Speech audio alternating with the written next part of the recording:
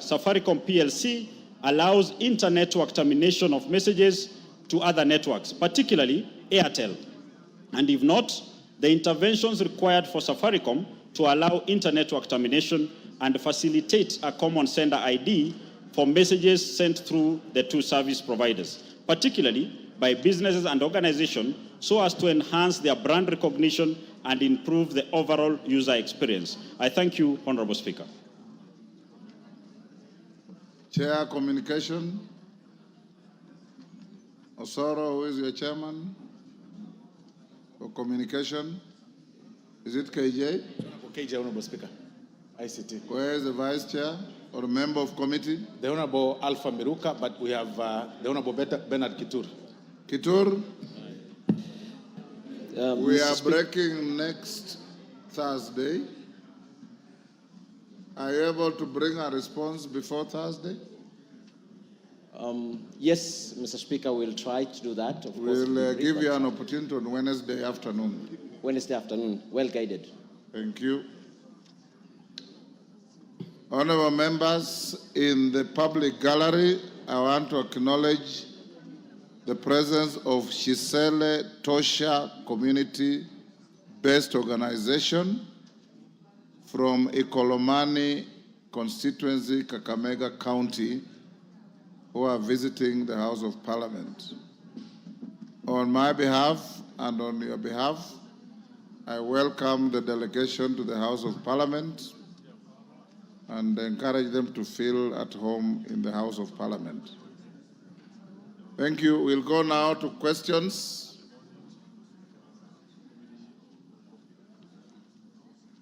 CS Education. We have quite a number of questions directed at your ministry. We are constrained with time. I expect your answers to be succinct, precise, and concise. To each question, there will be the questioner, a clarification, and probably one joyride at the very most, so that we can be able to run through quickly. Question 016 of 2024, Robert Mbui, member for Kadhiani.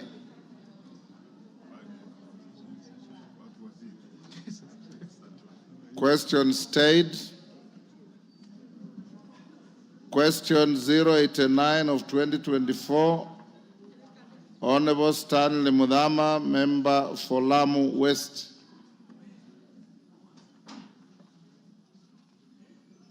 Stanley Mudhama, in fact, in enforcing your early attendance of the House, Robert Mbui's question is dropped. Stanley Mudhama's question is dropped. Question number 090-2024, member for Westlands.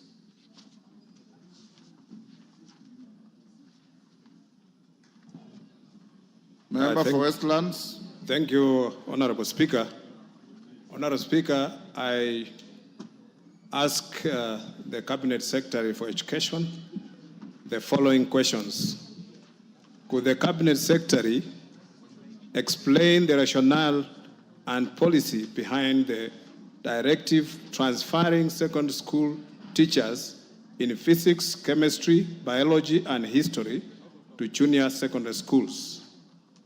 Number two, state the measures implemented to ensure harmony in primary schools, especially considering the different uniforms and titles for grade 7 pupils and class 8.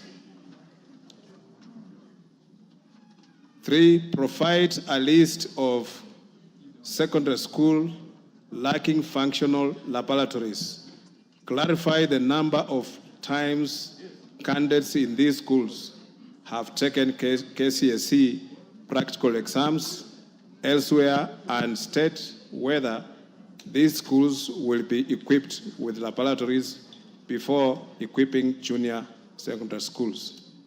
Question number 4, outline the total number of lessons each pupil is supposed to offer per week.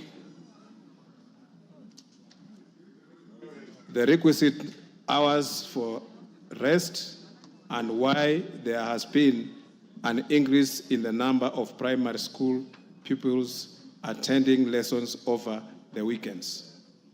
Question number 5, give reasons why the book, the Diary of Wimpkid, which contains very obscene language, has not been banned from the circulation. Outline measures put in place to ensure books with improper language are not allowed into the country. Thank you, Honorable Speaker. CS. Thank you, Mr. Speaker, and thank you for those questions. Mr. Speaker, the answer to question 1 is that the government has not issued and or made any policy directive to transfer secondary school teachers in any physics, chemistry, biology, and history to junior school. There is no such policy by the government. Question 2, the measures taken. Mr. Speaker, junior schools are domiciled in existing primary schools. The ministry issued the guidelines for the implementation of junior school education in January 2023. Mr. Speaker, the guidelines stipulate that junior school leadership shall determine the uniform for their schools in consultation with the respective stakeholders and the sub-county director of education. This includes additional unique features for identification and branding of the institutions. The guidelines also provide clear that no learner shall be excluded from school for failure to afford a school uniform. Mr. Speaker, the determination of school uniforms through stakeholder involvement is meant to ensure that the specific school community decides on the uniforms that is sensitive to their needs of the school, thereby ensuring that there is harmony. In any event, Mr. Speaker, junior school and primary schools are under the same board management and the same head of institution, thereby creating a basis for harmonious functioning in the same institution. Mr. Speaker, we also wish to inform the House that the last cohort of Class 8 sat their examinations in December 2023. Currently, all learners in grade 7 onwards are in junior school under the competency-based education. Mr. Speaker, on question 3, the schools that are lacking functional laboratories. Mr. Speaker, the list of schools without laboratories is provided in Annex 1 of our written report. There are, however, a total of 1,366 secondary schools countrywide that do not have functioning laboratories.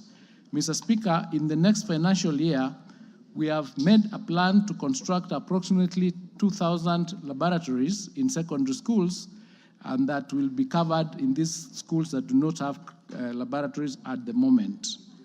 Mr. Speaker, we will also be seeking the support of the House to provide further resources for the construction of these particular laboratories, especially as we approach the 100% transition to senior school next year. I wish to once again thank members of Parliament for the support they have given us in funding infrastructure development in schools through NGCDF. We look forward to further support in equipping these secondary schools and these labs. Mr. Speaker, I wish to request for additional time to be able to provide information on the actual number of times that candidates in each of these specific schools have taken KCSE practical exams elsewhere other than in the schools that they are supposed to have done because of the lack of the laboratories. I wasn't able to get that information, and I wish to get lower primary, which is grade 1 to 3, and upper primary, which is grade 4 to 6. The implementation of the curriculum is designed in a timetable that changes with the levels as the learners graduate or progress. The timetable for pre-primary level presents 5 lessons per day and 25 lessons per week, and they have 4 breaks each, including day break. At the lower primary level, grade 1 to 3, the timetable presents 6 lessons per day, 31 lessons per week with 4 breaks per day. At the upper primary level, grade 4 to 6, The timetable provides for 7 lessons per day, 35 lessons per week, which lasts for 30 minutes each. There are 4 breaks per day. At grade 7, 8, and 9, which is junior school, the timetable presents 8 lessons per day. Each lesson takes 40 minutes. There are 41 lessons per week, including pastoral times, and there are 4 breaks per day. Mr. Speaker, I wish to confirm that the official timetable does not accommodate any programs for attending lessons over the weekend. Learners are expected to rest on Saturdays and Sundays and on public holidays. Any instances in which learners are required to attend school over the weekend will be therefore irregular. The ministry will take appropriate corrective action once such cases are reported to us. In the response, Mr. Speaker, I have provided a table that stipulates what I have just indicated, and I do not need to go through it because of time, but it is clear that we have 25 lessons for pre-primary per week, 31 lessons for grade 1 to 3, 35 lessons for grade 4 and 6, 41 lessons for junior school. Mr. Speaker, on the question of the book, The Diary of a Wimpy Kid, the mentioned book is not part of the books that have been approved by the Kenya Institute of Curriculum Development for use in our schools. The regulation, however, of books circulating in Kenya is within the purview of the Ministry of Information, Communication and Digital Economy within the legal framework of the Books and Newspapers Act Cap 111. We have brought the subject matter to the attention of the said ministry for appropriate action, and we will follow up to confirm that that particular offending book has been deregistered from approval. Member for Westlands. Thank you, Honorable Speaker. I would like to ask the Minister, Bwana CS, we have these teachers who are employed by the Board of Management, BOM. So sometimes when these teachers are absorbed by TSC, why is it that when they are absorbed by TSC, they are posted outside the jurisdiction where they have been operating? They are not even allowed to be posted back to the schools that have actually been supporting them. They are even posted outside the county. I remember within my constituency, there were teachers who were employed by a BOM, and when they were absorbed by TSC, they were posted to Kajiado and other counties outside Nairobi. Why is that so? And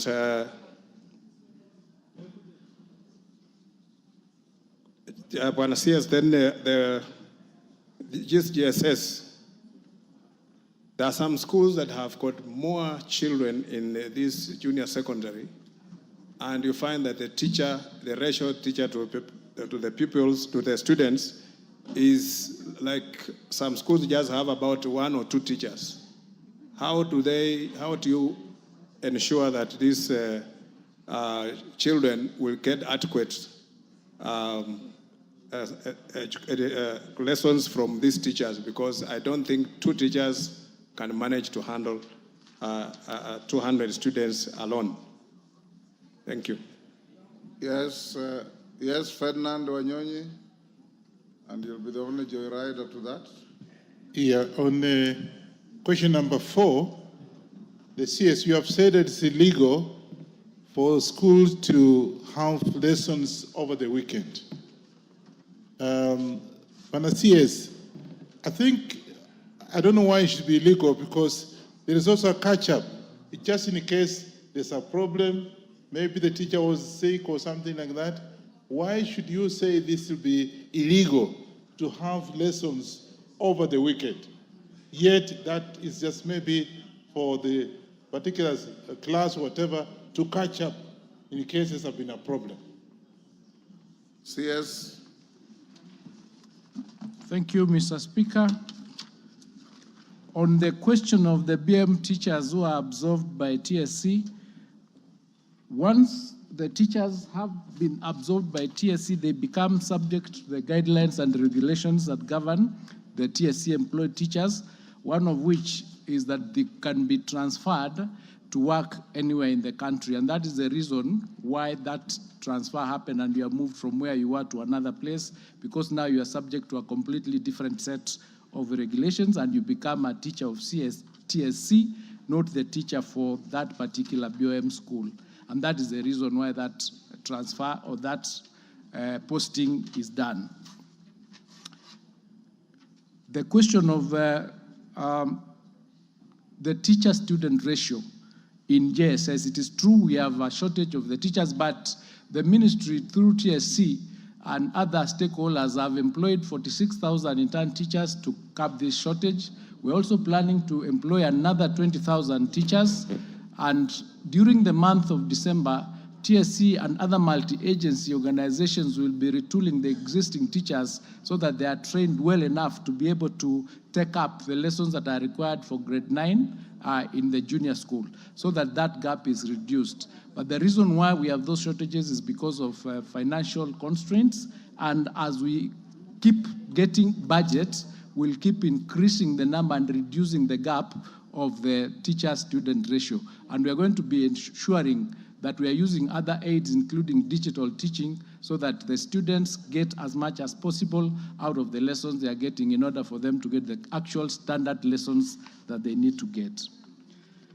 I indicated that on the question of weekend lessons, they are not official. I didn't say they are illegal, Mheshimiwa Wanyonyi. I said it is irregular. It's not usual. It is irregular because it's not a legal requirement for us to have them over the weekends. But where teachers and the students agree and the parents, they can have those remedial classes in agreement by consent. But it's not a government policy that we should have lessons on weekends as a legal or as a circular or as a government position. It is something that they can do as an arrangement within themselves. But it is not illegal. I said it is irregular. There's a bit of a difference there. Thank you, Mwesh. Question 091 of 2024, member for Kinango. Honorable Gonzirai. Thank you, Mr. Speaker. I beg to ask question number 091. Could the Cabinet Secretary provide the status of the delayed pension payment for Mr. Salim Mndalundegwa, who was a teacher at Nzovuni Primary School up to 30th of June 2022, when he was put on compulsory retirement? Thank you, Mr. Speaker. Minister. Thank you, Mr. Speaker. The processing of Mr. Salim Mndalundegwa's pension stalled due to the disparities in his set of names as indicated on the various documents in the teacher service record. The teacher's names on record seem to refer to different persons. The Commission duly communicated this to the teacher. He was requested to obtain a deed poll if he intended to have changed his names. It is noted from the record that the teacher's documents bear the following different sets of names: Salim Mndalo as one set, Ndegwa Mundalo as another set, Mundalu Chirunga another set, and lastly Mundalu Salim Ndegwa Chirunga, respectively. These disparities were noted on the academic and professional testimonials, as well as the old generation identity card that that particular teacher used. A reminder was sent to the teacher via a letter dated 15 February 2024 to submit a deed poll in order to regularize his names. However, to date, that teacher has not submitted the same to facilitate the finalization of his claim. A copy of the letter to the teacher is provided as annexure number 2. Thank you, I submit. Gonzirai, I think that is very clear. Do you have any supplementary? It is very clear, but what is actually bothering me is that on 6th of February 2024, I wrote to them requesting if there was any problem. Today I'm being told they wrote on 15th and the teacher has not received that letter. Currently he's in hospital.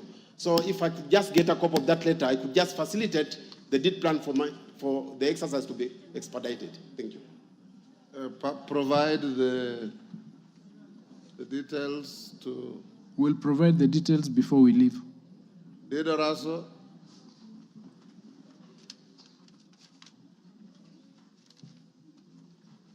Thank you very much, Honorable Speaker.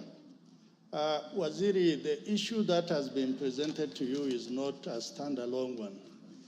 Teachers work for very many years, maybe 40 years, 45, stretching up to 50 years. But when it comes to pension, they actually slog. They spend a lot of money to come to Nairobi to look for their pension. Are you able to put a policy in place such that those who have worked for many years actually will receive their pension in ease? Thank you, Honorable Speaker. I'm discouraging many joyriders, but as give him give Honorable Melemba the mic. Thank you, Honorable Speaker, and I confirm. The question, the way it has been answered, looks very simple and easy. But good luck, somebody else has talked about it. What is the ministry doing about pensions for teachers? Because now it's a broad thing that's affecting many families, that many teachers are unable to get their pensions on time. Thank you. Dorothy, what is it? I said I want only one joyrider. Give Dorothy. Thank you, Honorable Speaker. Honorable Speaker, I too rise to ask the ministry what they are doing to streamline the pension payment to alleviate the suffering of teachers who retire.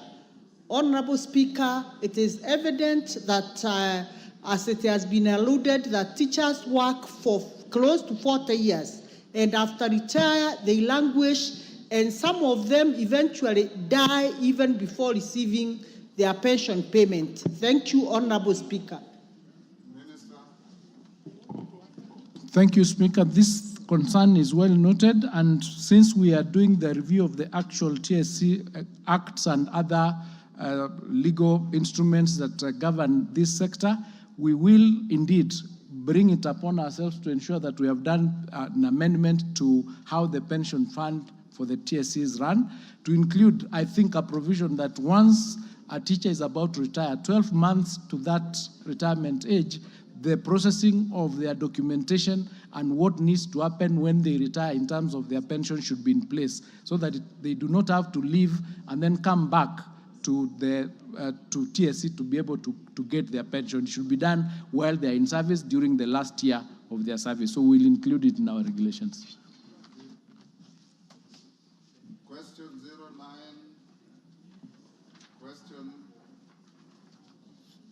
Question 093 of 2024, member for Nairobi County, Esther Passaris.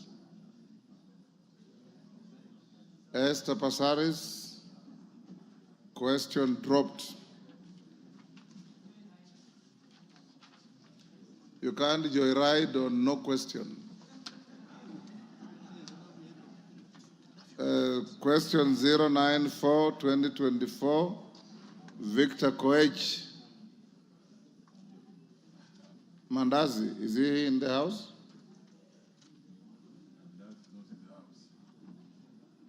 Honorable Victor Koech of Chepalungu. Question dropped. Question 096 of 2024, member for Nyeri Town, Duncan Madenge.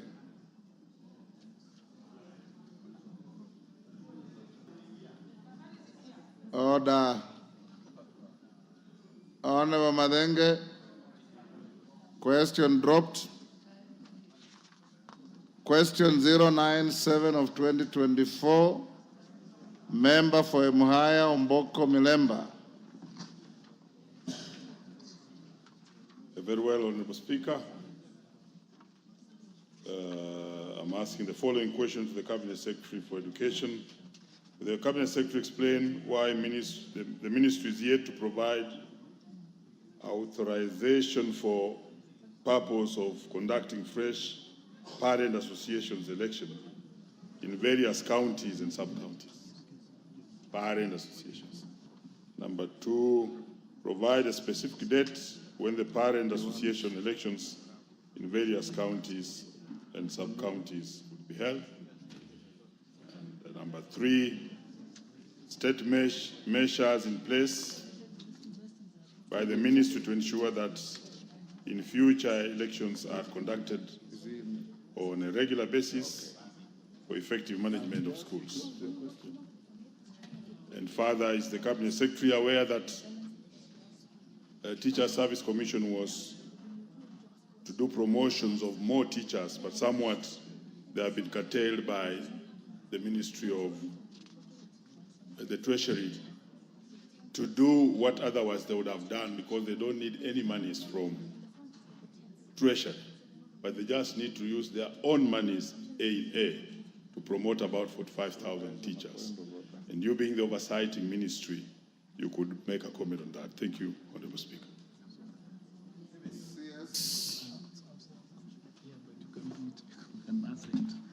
Thank you, Mr. Speaker. And for the record, Honorable Gonzi Rai has received the letter. You can confirm we have given you that letter for Ndalu. Thank you. Mr. Speaker, may I respond to the questions asked by Honorable Mboko as follows? Mr. Speaker, paragraph 5 of the third schedule of the Basic Education Act 2013 provides that there shall be established a national parents associations, county parents associations, and sub-county parents associations elected by parents associations from schools through a delegate system. Just like other registered associations, Mr. Speaker, the National Parents Association is guided by its own constitution. The association does not require the authorization of the Ministry of Education to hold elections at the county and sub-county levels. The constitution of the association provides for the conduct of elections of its officials. As a ministry, Mr. Speaker, we are available upon request to provide any facilitative support to the extent possible to enable the associations undertake free, fair, and transparent elections in accordance with their constitutions. Mr. Speaker, in terms of management at the school levels, we have ensured compliance with the requirements of paragraph 1 of the third schedule of the Basic Education Act 2013. There are functional parents associations in our schools. Parents are also represented in the school's boards of management as required by Section 56, subsection 1 of the Act.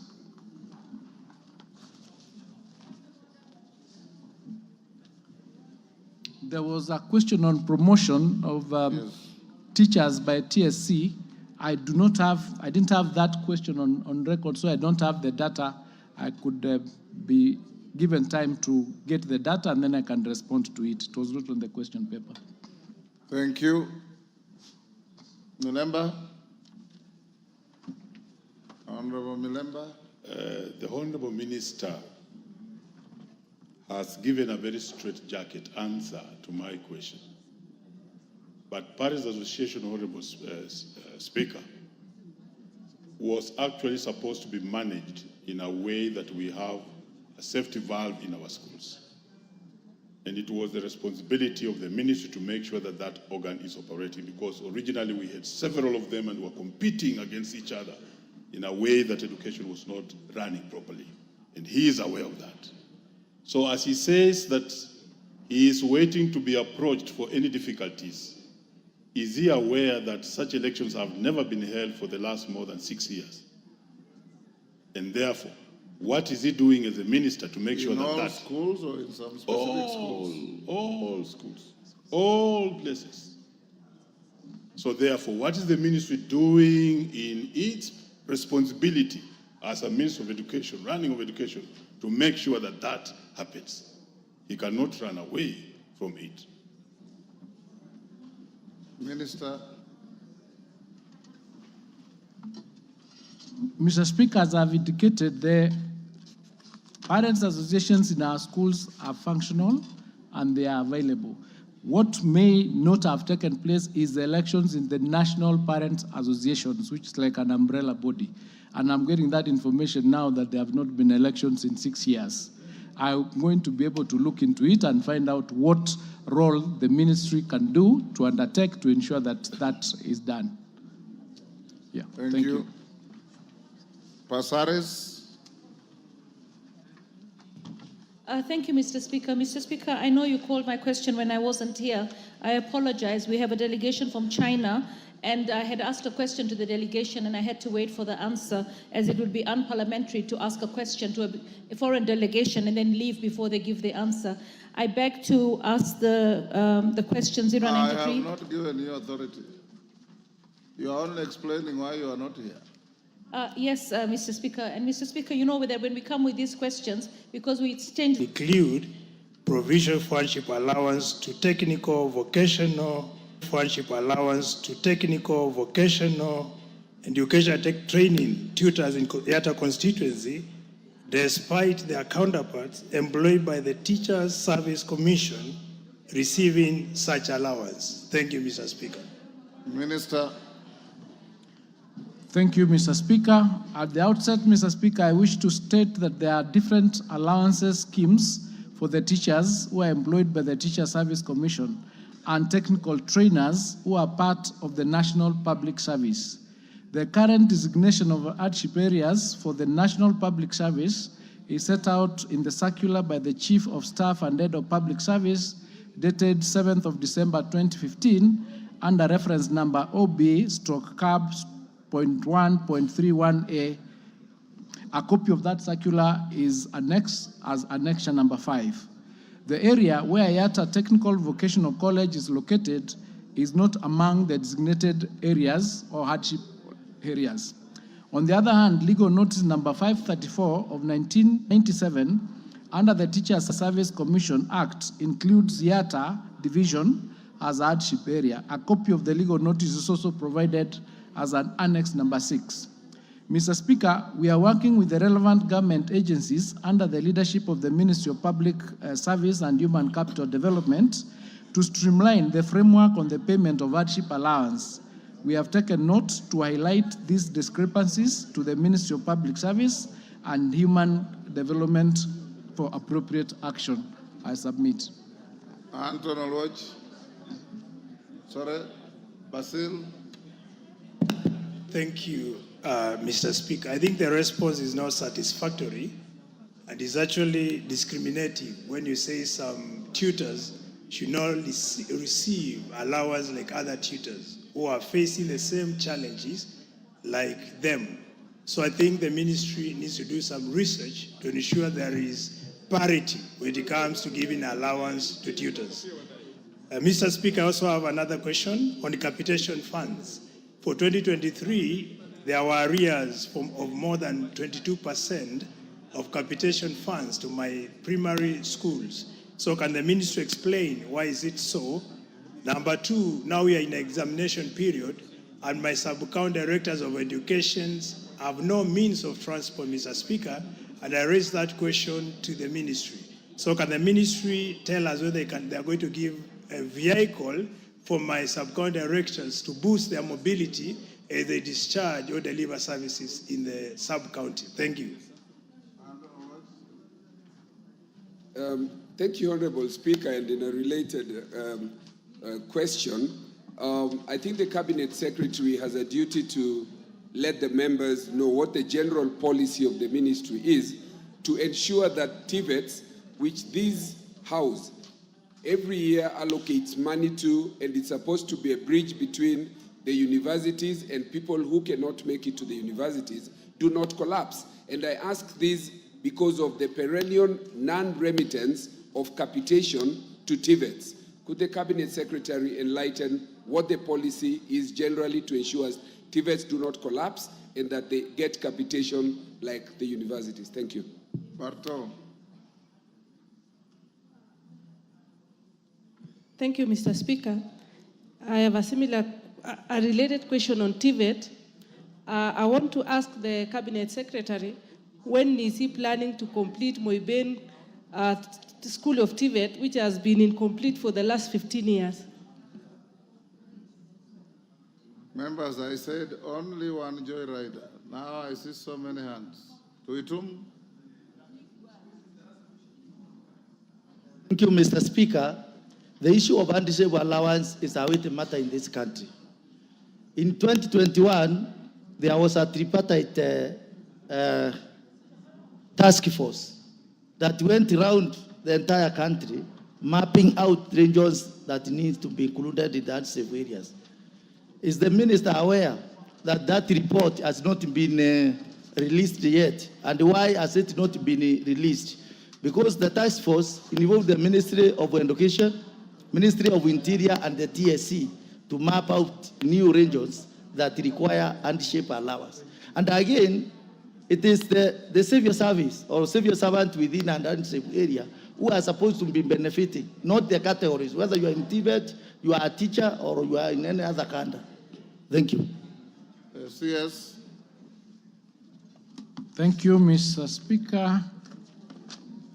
To Honorable Basil's question on the question of capitation, the capitation is normally released based on the exchequer that is received, and it is distributed across the country to all the learners. And as I think I was here before and I indicated that there has not been a year when capitation has been released 100%. There's always a shortfall, and as a government, we try as much as possible to ensure that what we get, we distribute it evenly across the country so that as many children as possible can get to school. In terms of the hardship question, hardship area question, and I can answer that generally, is that it is true that there are discrepancies on how the issue of hardship is determined. In fact, the other day I was in Rabai, which is a hardship area. It is also not registered as an hardship area. So as a ministry, what we've done is do a document, and we are presenting it to the Ministry of Public Service in order for them to harmonize the hardship areas, because like in Yatta, you'd find the TSC are determined as hardship, and then the trainers are not hardship because they fall in the civil service. That is not right. So we are working towards harmonizing that whole area of the issues surrounding hardship so that it is harmonized, it is determined, it is clear, there is clarity around it. So we are working towards ensuring that it is harmonized. On the question of Moiben, the challenge that has been there is a question of getting funds for the infrastructure. We have a number of institutions that are incomplete, and Moiben is part and parcel of that. So what we have done under the TVET department is to come up with all the register of all the TVETs that are not complete and work out how much money we require in order for them to be completed. And we're going to be presenting this, and hopefully this house will allocate resources so that we can complete those particular TVETs that are not completed, even as we do the new ones. And in terms of the non-remittance of capitation to TVETs, just like in universities, that issue has been addressed. I came into office and I found it was an issue, and we addressed it. And now the resources are released at the same time as when we are releasing the university capitation. So like now we are releasing the ones for the universities, and we are releasing together with the ones of TVETs because they face the same issues. So it's already been addressed. Thank you. Which one has India answered? What? By sub-county directors of education that are immobilized. Oh yes, thank you. Thank you. Quite recently, we got resources to do 2022, I think 2023, we got resources to buy some vehicles for sub-counties, and they were distributed and they got finished. So we are coming back again to request for more resources and more budget to ensure that at least each sub-county has a means as a vehicle. So the challenge that we have is not that we do not want to give them vehicles, the budgetary limitations. But once we buy, we continue allocating them, and we are reducing the number. So it is in the pipeline. Thank you. Thank you. Question number 099 of 2024, member for Kibwezi West, Mwengi Mutuse. I have received a letter from Mwengi Mutuse nominating Edwin Mugo Gishuki to ask the question on his behalf. Edwin, go ahead. Yeah, thank you very much, Mr. Speaker. I rise to ask question 099/24 on behalf of Honorable Mwengi Mutuse. Could the Cabinet Secretary, one, confirm that 12,000 acres of land located at Kisayani Kibwezi West constituency was surrendered by the locals to the University of Nairobi in the year 1988 with the proposal that a higher education institution would be set up in the area? Two, explain why it has taken inordinately long for the university to establish processes in building and opening of the university on the said land. Three, clarify whether there are plans to start a university campus within the existing buildings, and if not, state whether the land can revert to its original owners.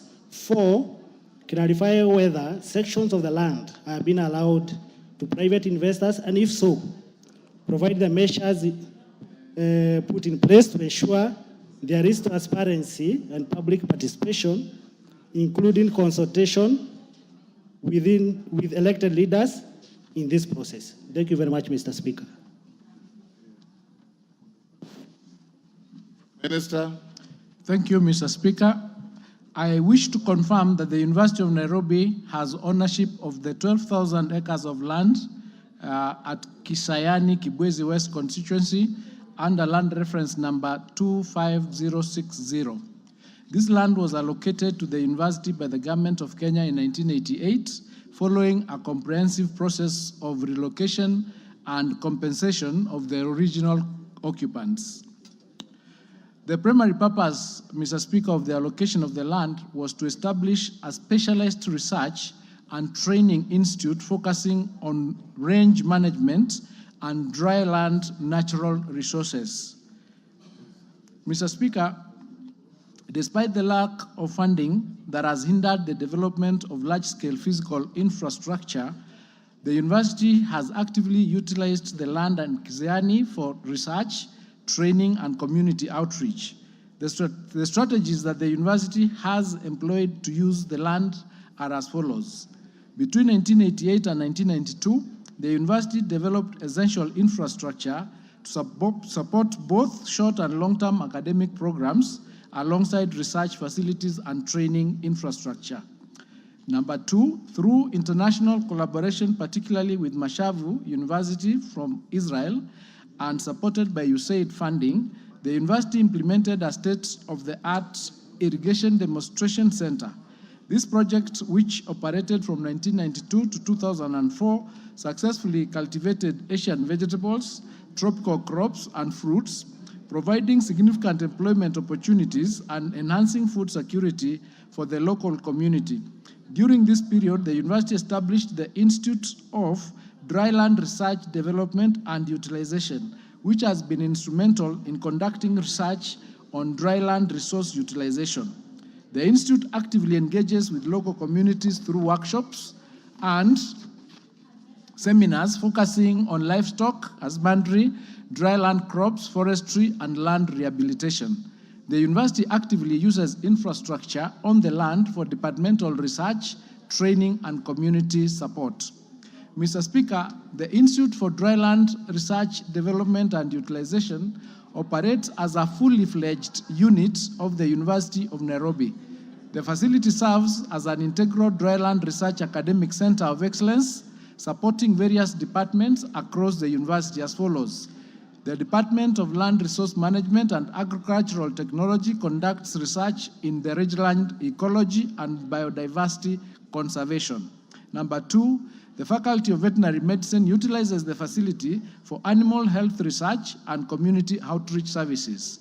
Number three, the Department of Geospatial and Space Technology conducts experiential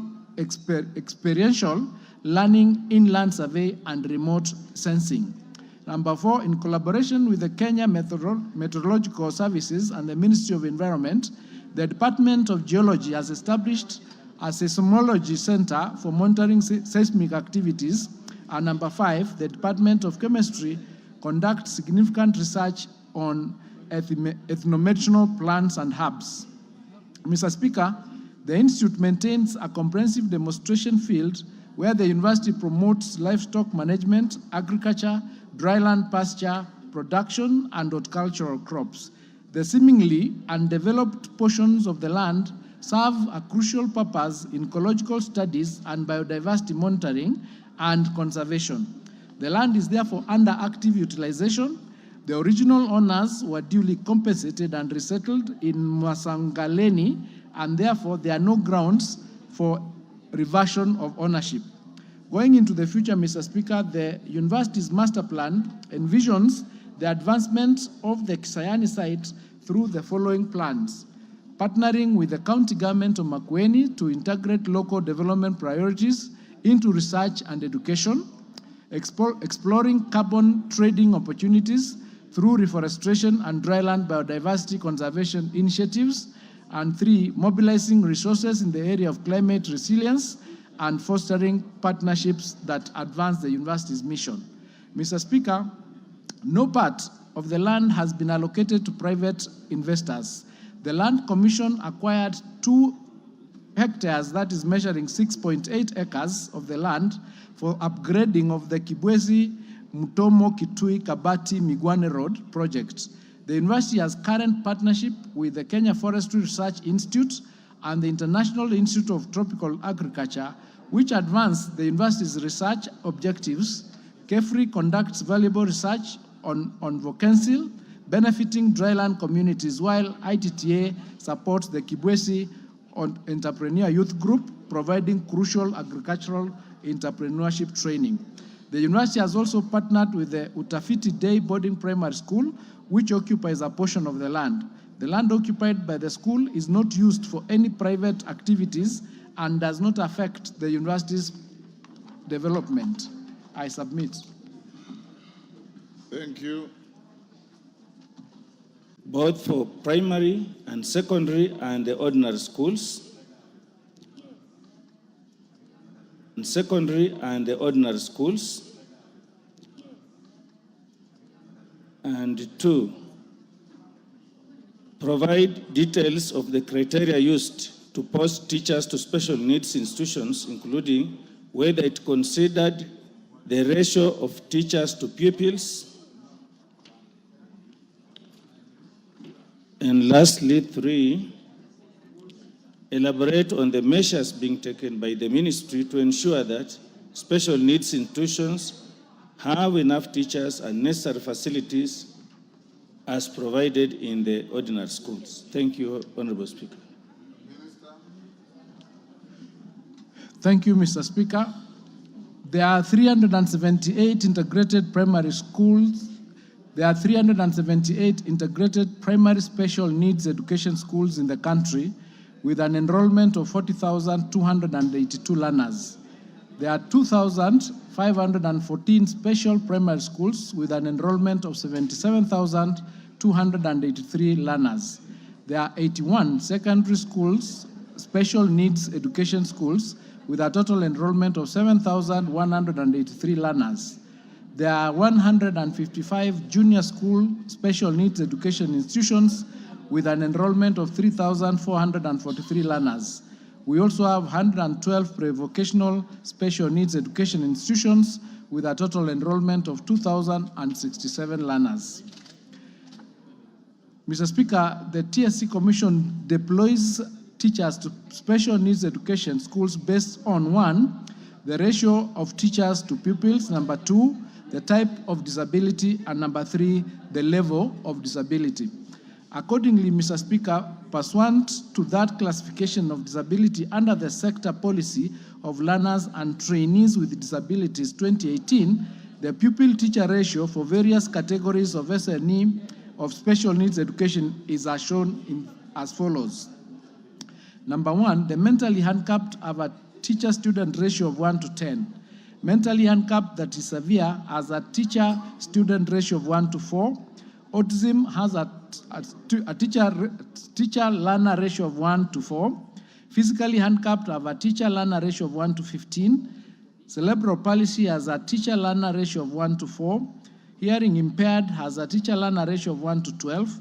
Visually impaired has a teacher-learner ratio of 1 to 15. The deaf-blind have a teacher-learner ratio of 1 to 1. To address the current teacher shortage in special schools and units, the Teacher Service Commission has employed the following measures. 1, it has deployed 5,363 qualified teachers from regular schools to special schools and units in the 2023-2024 and 2024-2025 financial year in 4 phases as follows. In phase 1, it was done in May 2024, and 1,763 teachers were deployed. In phase 2, September 2024, 1,200 teachers were deployed. In phase 3, January 2025, it is intended to deploy 1,200 teachers, and in phase 4, June 2025, we'll deploy another 1,200 teachers. Notably, Mr. Speaker, the Commission has completed the deployment of teachers in phase 1 and 2, and will commence the deployment of the phase 3 and 4 in January. Currently, the Commission is in the process of recruiting 344 special needs education teachers interns handling learners with special needs, namely cerebral palsy, hearing impaired, visually impaired, and physically impaired. I submit.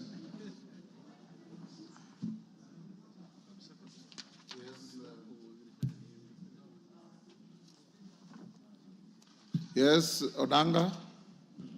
Thank you, Honorable Speaker. Honorable Speaker, special needs education institutions need to be considered as really special and given priority even over other institutions in the country. Looking at the numbers of pupils and students that are provided by the Cabinet Secretary, this comes to over 200,000 learners countrywide. And I'm not satisfied that there are only 81 secondary school special needs education institutions. If that is true, then I think that Kenyans are being starved of special needs education institutions in the country, and something needs to be done to improve.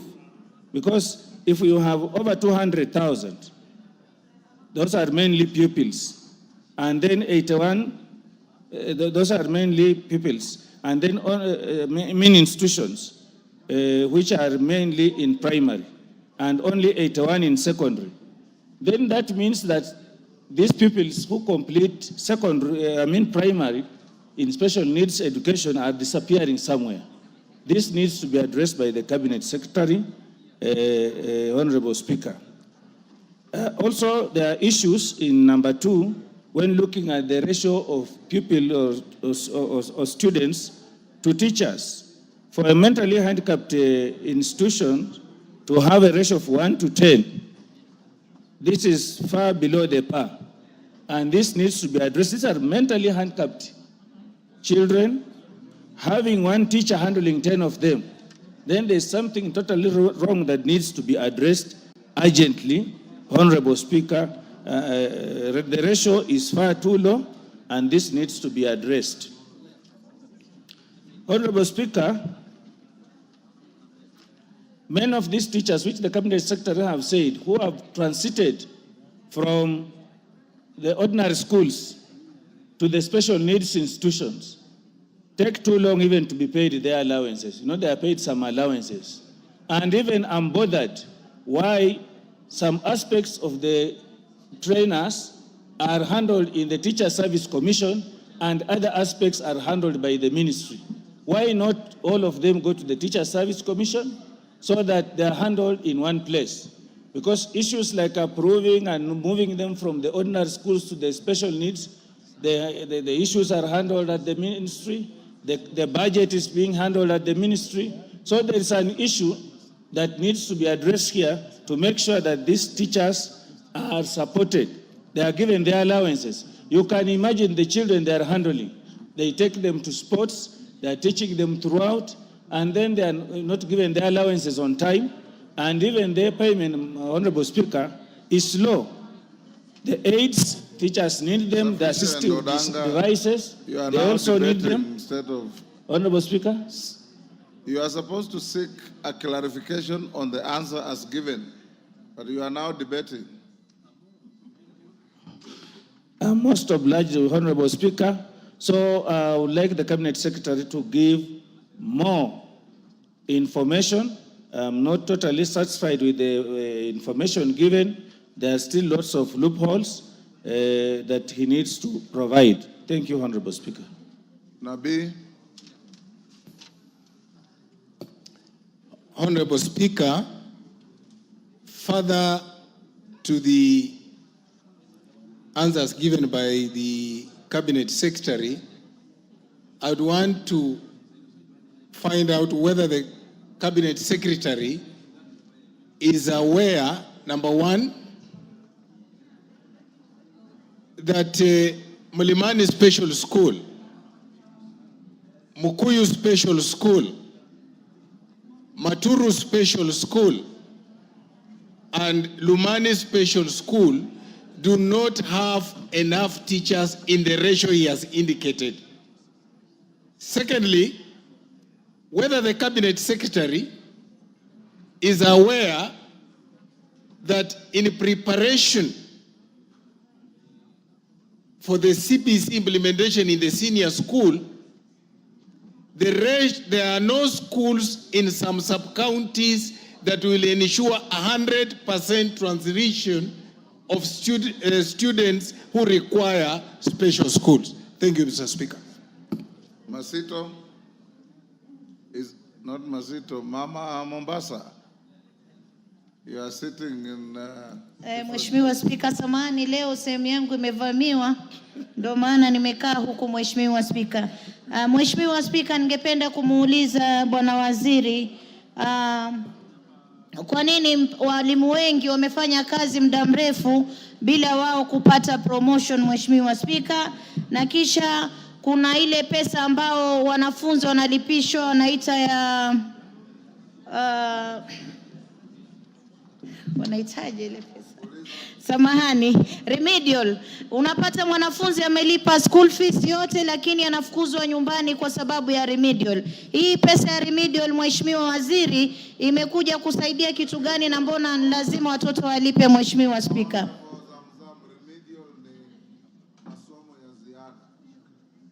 Masomo ya ziada. Asante Mheshimiwa Spika, wakati mwingine mwanafunzi mshinda mwalimu.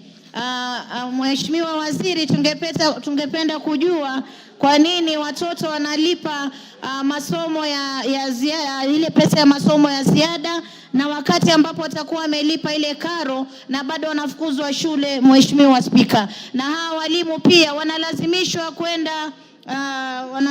kuhamishwa kwenda katika shule zingine za mbali sana na nyumbani, inawasumbua sana, wanaacha familia hawawezi kuweza kufocus na ile masomo, Mheshimiwa Spika. Asante sana Waziri.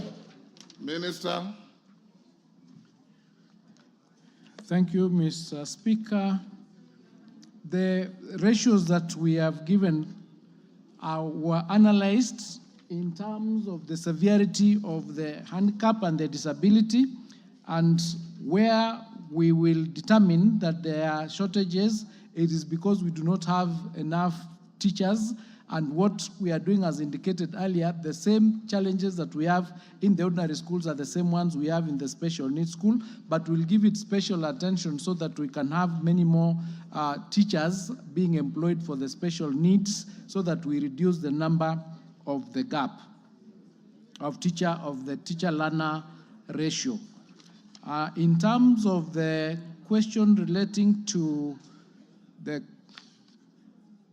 teachers' allowances, that is handled by the Teacher Service Commission. They actually handle all the issues relating to both the teachers that are in normal schools and the teachers that are in the special needs schools. We do not deal with that aspect, we only deal with policy, and when issues like this have come, we liaise with TSC and we come up with policies that can make their work smoother and that much more cohesive. Now, in terms of the schools that Honorable Nabi has indicated that they do not have the the teacher-learner ratio that I've indicated. I don't have the details at hand of the numbers and the data, but once we determine, then we'll liaise with TSC to see whether there is something that can be done in that space. I don't have the actual numbers for those particular schools. That is Lumani, Makuyu School, and Mulanyu Special School. So we'll look into it and get the data so that we can be able to assist and work with TSC to see what can be done, especially in the 20,000 teachers that are going to be employed. We see whether we can have some done for that space. The question of 100% transition is the same thing that we are working on. As you are aware, we are doing a transition right now, and we are preparing the various classrooms, etc., to ensure that our students have transition seamlessly so that they can continue with their studies. So we are looking into that particular sector, and we are ongoing doing the infrastructure development.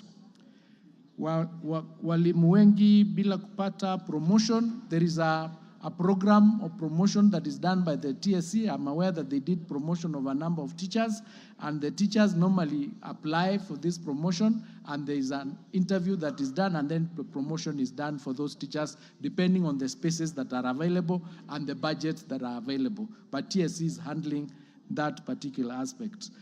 Remedial school fees, masomo ya kurekebisha, ya ziada, those are unauthorized levies. They are not approved by the ministry, and where we get to know that this is happening, then we take action on those teachers. No parent is supposed to pay remedial fees or remedial levies. They are irregular levies that are not authorized by the ministry. I submit. Thank you. Angela, what is it? Thank you, Mr. Speaker.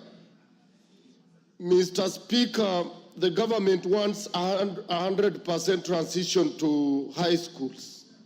And Mr. Speaker, you find that the government pays the capitation for each student. But teachers have put up levy about 10,000, 6,000, 12,000 that they buy food that students must eat in school. They send away these children, they don't learn, they are forced to pay whether they ate or they did not eat. This is the money that makes our students drop out, Mr. Speaker. What is the minister doing to stop these other levies, extra levies that are levied against our students? And Mr. Speaker, we also passed a motion, and the Committee of Implementation was answered by this ministry that no school will be allowed now to sell uniforms to students. Already I have a letter from one of the schools in Bungoma where the teacher, the head principal, has written that each student must come and buy uniforms again from the school at a very exorbitant price. Minister. Thank you, Mr. Speaker. As I've indicated, those extra levies, those extra amounts that are being charged by teachers or by principals, those issues relating to uniforms being directed by principals to be purchased from specific areas, all those are irregular and unlawful. And once the ministry gets information on it, we take action on those principals immediately. There is no reason whatsoever for them to levy extra levies that we've not authorized, because then it brings a bit of a problem. Thank you. Member for Madare, Anton Oloch.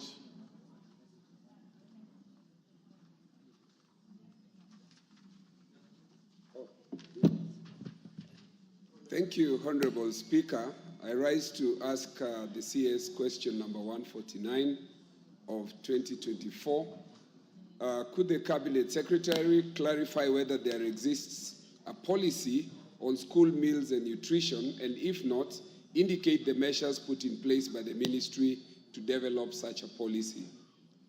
2, outline the measures taken to create working strategies with county governments to ensure both early childhood development and primary schools have access to school meals. Thirdly, State the steps taken to roll out digitized school meals data and reporting modules with the National Education Management Information Systems. And lastly, provide the measures in place to ensure the alternative providers of basic education and training, popularly known as ABET schools, benefit from school feeding program. I thank you. Minister. Thank you, Mr. Speaker. The ministry has drafted a policy document titled the Kenya School Meals Policy. The draft has been developed through a collaborative approach involving the Ministry of Education, the United Nations World Food Programme, the NACONEC, the Rockefeller Foundation, and the Ministries of Health, Agriculture, Livestock and Fisheries, Water, Sanitation and Irrigation. The overall goal of the policy is to provide a framework for implementation and management of the school meals program in Kenya. The policy provides for the establishment of the program based on clear goals, strategic objectives, and principles. The policy provides for key thematic areas that include access, equity, and inclusion, through which the government commits to provide diversified and healthy school meals to all learners, including those with special educational needs. The second thematic area is food safety and quality, under which the government commits to ensure enhanced food safety and quality in the school meals program. The third thematic area is nutrition and health. Under this arm, the government commits to provide safe, diverse, and nutritious meals as part of the comprehensive package of school health and nutritional services. The fourth thematic area is on sourcing of food commodities. Under this policy, commitment is given by the government to promote provision of accessible and affordable locally available food commodities. This other thematic area is on partnerships, collaborations, and linkages. The government commits to promote a coordinated approach through partnerships, collaborations, and linkages. The draft policy, Mr. Speaker, document also provides for its implementation. It has provisions on resource mobilization to ensure the sustainability of the program and for monitoring and evaluation together with research. The draft document also outlines the institutional arrangement for the implementation of the policy. A policy will be implemented through the existing Ministry of Education structures at the national and county levels. The draft policy, Mr. Speaker, is to be subjected to the constitutional processes of stakeholder validation and public participation prior to its publication and adoption by the Cabinet. The ministry targets to have the policy in place by the end of Term 1 of 2025. Mr. Speaker, the ministry works with county governments in covered areas to enhance access to school meals for learners in pre-primary and primary schools. Since pre-primary education is devolved, county governments take the lead in providing school meals for such learners. However, the ministry has adopted collaborative strategies to work with county governments and other partners to ensure that all learners in covered learning institutions are provided with school meals. These include entering into intergovernmental partnership agreements, as is the case with the Nairobi City County. The agreement provides a framework for collaboration between the national government and the Nairobi City County government for providing school meals to learners from pre-primary to primary school. Mr. Speaker, a school meals module has been developed within the NEMIS platform and successfully piloted in Isiolo. To ensure effective implementation, it is essential that all learners are registered on NEMIS, enabling school meals data to be generated directly from the platform. Additionally, a mobile application linked to NEMIS has been introduced for reporting daily learner attendance. The application allows schools to track the number of learners who received meals each day and monitor food stock balances in real time. Head teachers and school meals program coordinators in Garissa, Wajir, Mandera, Kwale, and Isiolo have already been trained on using the NEMIS school meals module and the mobile application, ensuring readiness for full implementation. Plans are also in place to ensure that digitization is implemented in all our counties benefiting from the school meals program. Mr. Speaker, the alternative providers of basic education and training schools institutions in Kenya provide education for students who may not have access to mainstream schools, often due to socioeconomic and geographical difficulties. These schools are primarily operated by private individuals, faith-based organizations, and community-based groups rather than by the government. These institutions complement the government's efforts to provide education training for all. Mr. Speaker, ABET schools typically serve communities in the urban informal settlement areas within the cities, towns, and former municipalities. It is mainly in these environments that ABET institutions have emerged as viable options of responding to educational needs of children, youth, and adults who are unable to join formal education institutions. Currently, Mr. Speaker, there is no legal or policy framework for the Ministry of Education to provide school meals to learners in ABET institutions. The current budgetary provisions is also limiting in terms of the scope that the school meals program can cover. Currently, the school meals program covers a total of 2.6 million learners in 8,185 schools across the country as of 2024. This extends over 26 ASAL counties and informal urban settlements. It is also important to note, Mr. Speaker, that the budget for school meals this financial year was reduced to 3 billion from Kenya shillings 5.4 billion in the year 2023-2024. An expansion of the program will necessarily require additional budget. I submit.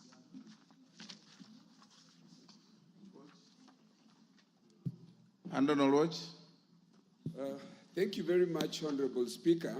And let me congratulate the CS for one thing, a recognition of the existence and role of alternative provisions for basic education, otherwise known as ABET. And the reason I'm doing this, Honorable Speaker, is that there are about 3 million students in the Republic of Kenya who are neither in public or private schools and are excluded in what under Article 43 is a basic right and compulsory education for all students. So I want to thank you for the recognition that this exists. However, Cabinet Secretary, are you aware that the bureaucracy underneath your office, beginning with the sub-county directors, actually undermine legal notice of 2015 that anchors the idea of ABET? To begin with, NEMIS, which is a requirement for recognition and following up for students from their registration, how they go up to where they do the exam, and even on school feeding program, is denied to ABET students. Are you also aware that even for registration for exams, teachers in ABET call me every time exams are about to be done for registration that they cannot register students because these students are neither in public schools nor private schools? Lastly, Cabinet Secretary, there is a bill that I put in the last parliament, which was the amendment to the Basic Education Act, to anchor these ABET schools. Are you aware that this bill has passed through the committee and is about to be published, and that the members of the Nairobi County, members of parliament, who are most affected by this, which are in informal settlements, would like to have a stakeholder engagement with you, including the Honorable Kajwang here.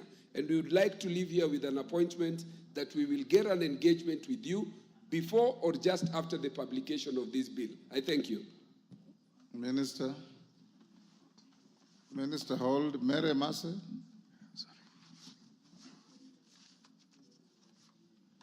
Thank you, Speaker. It's good that you've given me before the minister a response because it's related to questions that have been raised by members. Honorable Minister, I put it to you that all directives by the ministry to schools are disregarded. And I'm particularly concerned, Speaker, I'm from my constituency, that for every 10 births that are recorded in the hospital, 6 of them are children under the age of 18. And this is caused by children being sent home and spending most of the time at home because they have not paid for feeding program. They have not been, and some of them, their homes are next to the schools. They can literally walk home, go eat, and go back. But they are forced to pay the money. You have to pay that money, even if your home is next to the school. So when kids are sent home for school fees, spend most of the time at home, then we're expected to have so many child mothers, because these are children bearing children. So it is a concern to us. The ministry has to do something about when you give directives, you must have a system of compliance to ensure that the schools, the teachers are complying so that our kids stay in school. Thank you. Yes, Kajwang. Yeah, Mr. Speaker. Give Kajwang the mic. Mr. Speaker, first allow me to congratulate the CS for his intellectual honesty to admit some things which have not been admitted in his docket ever before, including this issue of alternative basic education. This is a bold step that the ministers before him and the operatives under him have never embraced. And now, Mr. Speaker, as he speaks, this is in the whole of Nairobi and in the whole of informal settlements. This is the bedrock of how our learners get education. Mr. Speaker, just to put my friend here in order, Mr. Speaker, the issue of the publication is not in his hands. The issue of the publication of the bill is in the hands of yours truthfully, the Speaker, sir, of this House.